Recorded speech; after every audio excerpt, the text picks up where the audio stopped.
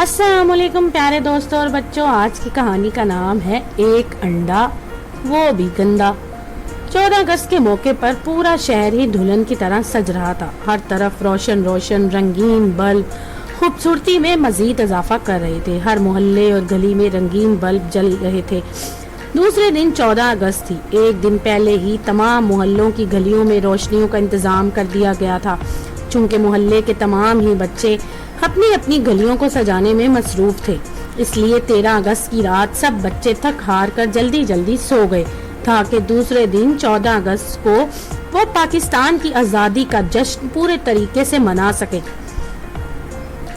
دوسرے دن صبح جب بچے سو کر اٹھے تو انہیں اس وقت زبردست حیرت ہوئی جب گلی کے تمام بلب بجھے ہوئے نظر آئے، کیونکہ وہ تو رات ان کی روشنی کر کے سوئے تھے اور صبح اٹھ کر بچوں نے خود ہی ان بلبوں کے کنیکشن کو بند کرنا تھا۔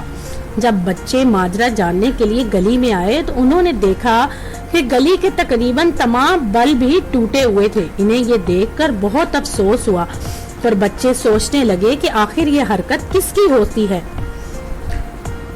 میرا خیال ہے کہ یہ عشرت نے کیا ہوگا، وہ پورے محلے میں ویسے ہی بدنام ہے اور دوسروں کو نقصان پہنچانا اور انہیں تکلیف دینا اسے بے حد پسند ہے۔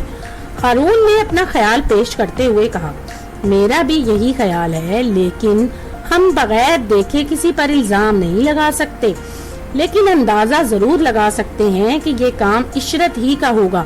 افسوس کی بات ہے کہ عشرت اپنے ماں باپ کا اکلوتا اور اتنا نالائق بیٹا تھا۔ اس کی مثال ایسی تھی، ایک انڈا وہ بھی گندا۔ محلے کے ایک بزرگ جو بچوں کے پاس آ کر تولے ہوئے تھے، بلبوں کو دیکھ کر افسوس کے ساتھ کہنے لگے۔